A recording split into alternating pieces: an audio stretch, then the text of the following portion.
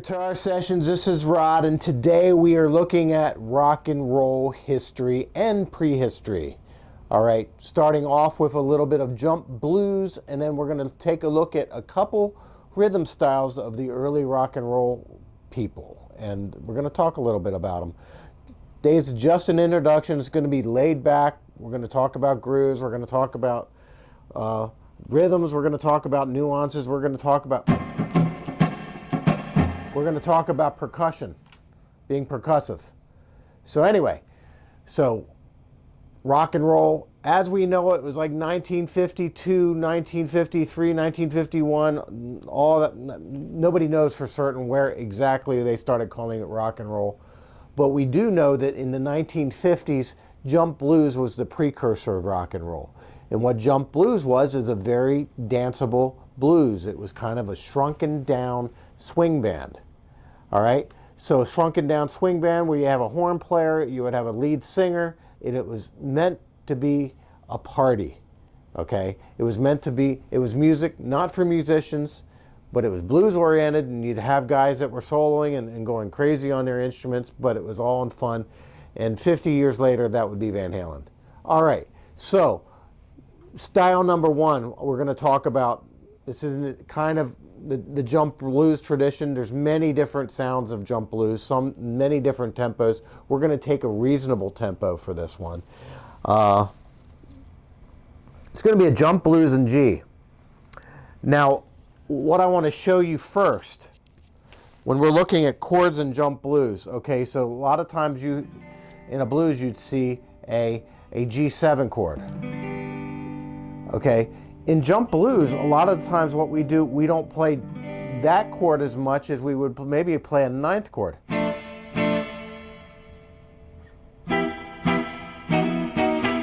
Or a 13th chord, okay? But equally as common is the sixth chord. And all the sixth chord is that triad that we already know. That's going to be your G6 because it's root 3, 6. Okay? And a lot of times I can go.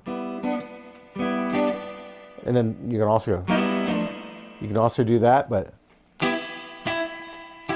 all right. This first style we're gonna copy bass line riff and blues in G.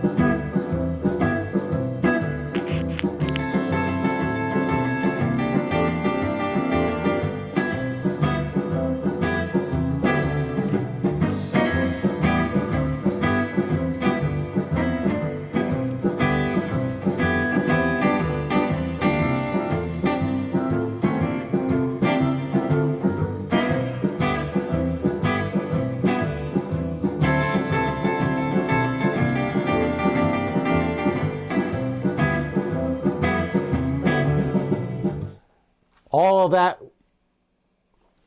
of that swingy, jumpy blues, cool shuffling, cool melodies, and party atmosphere that took its way into 1949, where it became known as R&B.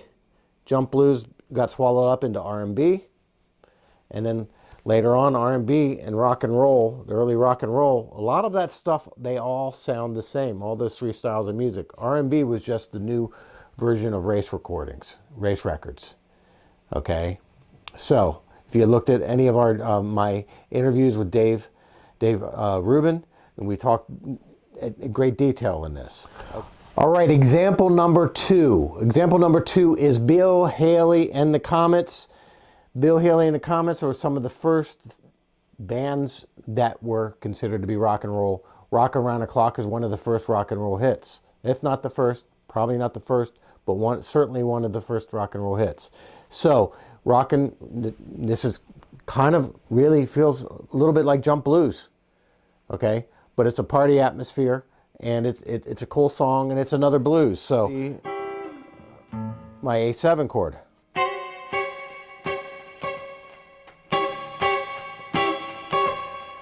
Then I can go to a D9. Notice that in these guitar styles, I don't want to do all 5 strings on these chords.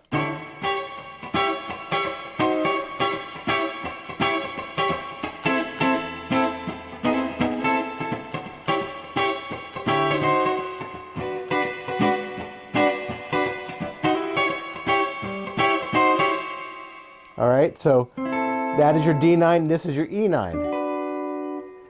Those are your 3 chords.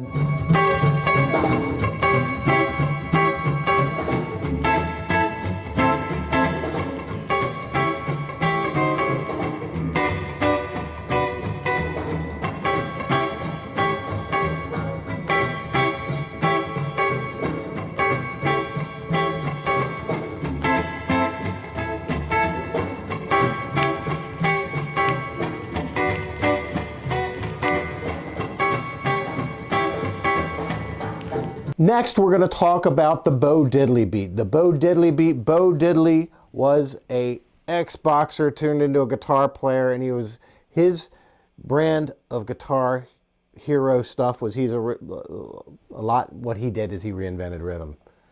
He had a certain rhythm that you hear in a lot of other people's music. So what he did is he took the clave rhythm, the Afro-Cuban clave rhythm.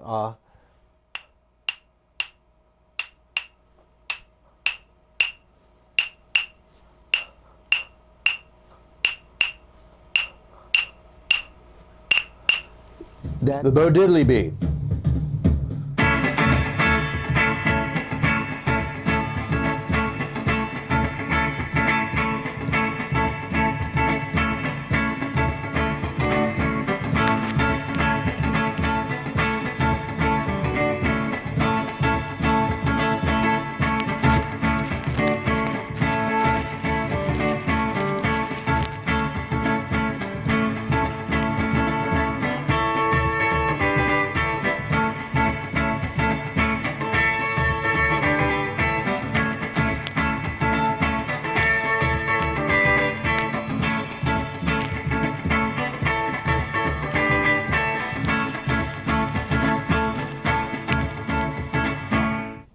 Like, this is inspired tons and tons of Rolling Stones, of George Thorogood and the Destroyers. I want candy.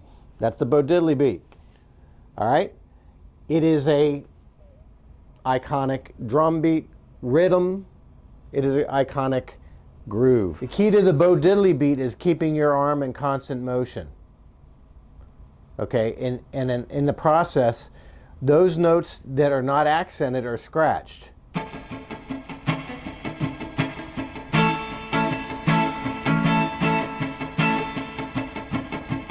Yeah, this is scratching.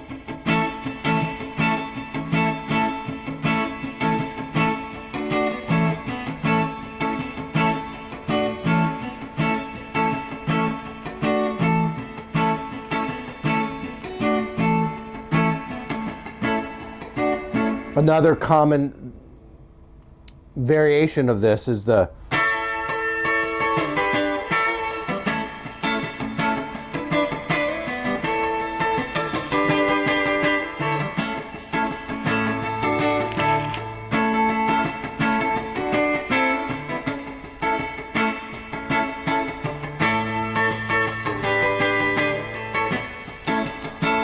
all right, Bo Diddley beat's really, really fun. It's really cool. Lots of you get a lot of stuff out of that. Now, let's talk about Chuck Berry. What Chuck Berry did with rhythm is he straightened up the rhythm.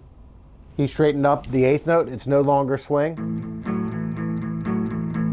We're going to check out Chuck Berry's rhythm guitar style today. All right. What Chuck Berry did is he straightened out the eighth note. We're going to start with our open power chords. Now, we got an open power chord, A, D, and E. Those are our...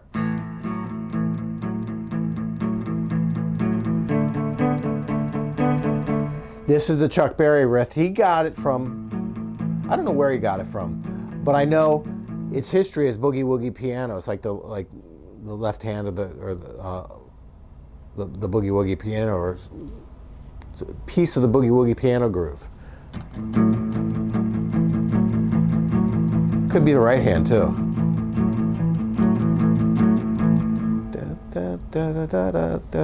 Yeah, it could be the right hand too. All right, so Chuck Berry straightened up the rhythm, straightened up your eighth note.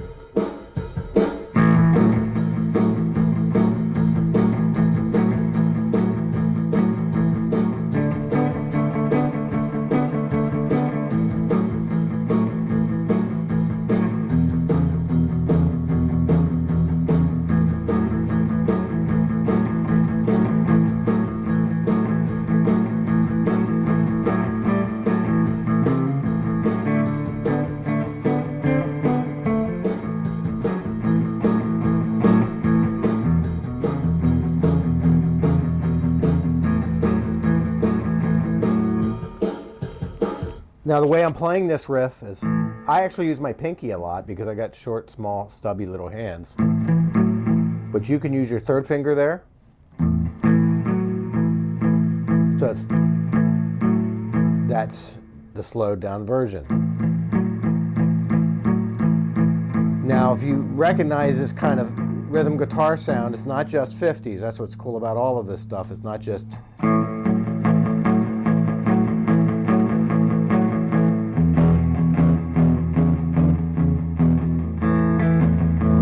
Okay, it's not just 50s, it expanded into the 70s rock, 60s rock, 70s rock, and beyond. And stuff that sounds rock and roll, this is. It's like...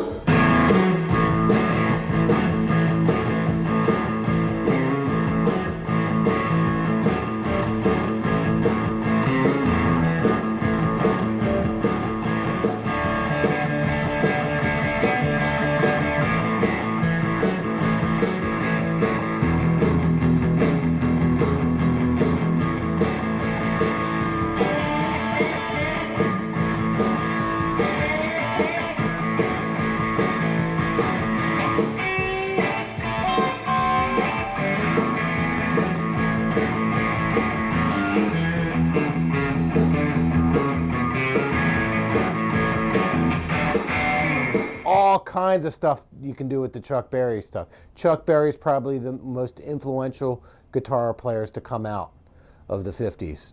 Inspired everybody. Rock and roll guitar did not start with Bill Haley. Probably, if we're being honest, was not heavily with Bo Diddley. Okay, what it really got it, we really found our wings was when Chuck Berry picked up the guitar. The last one we're going to talk about is Scotty Moore. And Scotty Moore was Elvis's guitar player. He did all kinds of crazy, really cool stuff, both in his comping and what he did with chords, and also what he did with solos. And he was super, super inventive, very young when he got with Elvis. And he did all kinds of crazy, cool blending of country music and jazz and all. He was a treasure. Completely underrated guitar player. We all have heard of Travis picking. What Scotty Moore did is he gave Travis picking a voice on the electric guitar. Let's try a little Scotty Moore kind of comping with a Travis picking style.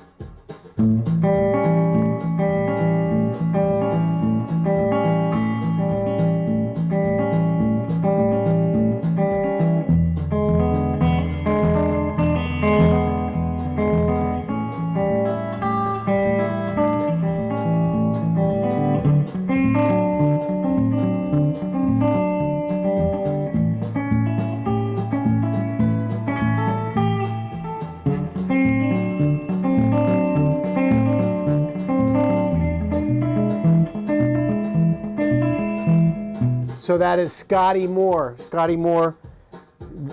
Here's what I would do. If you're a fan of your Travis picking, like your Travis picking with attitude, and then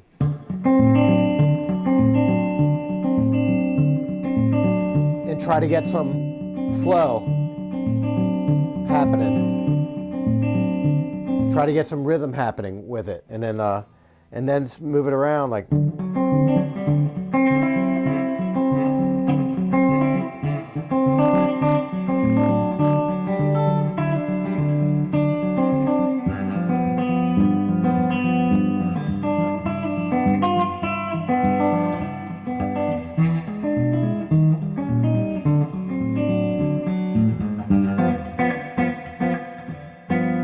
Anyway, Scotty Moore, just a couple 50s style rock and roll guitar sounds and styles.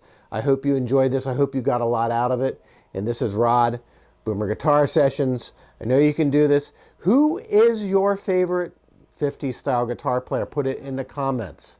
And what do you like about them? And what are your favorite songs coming from that era? Anyway, I'll see you next time, and I believe in you. And do it. Just do it. Just do it. See ya. Hi, this is Rod from Boomer Guitar Sessions. I personally wanted to thank you for being part of our community. If you like what we're doing here and you want to see more of it, please hit the like, subscribe, and share. And this helps me spread my musical messages to all over the world. Thank you. I appreciate you. And always remember, you can do this.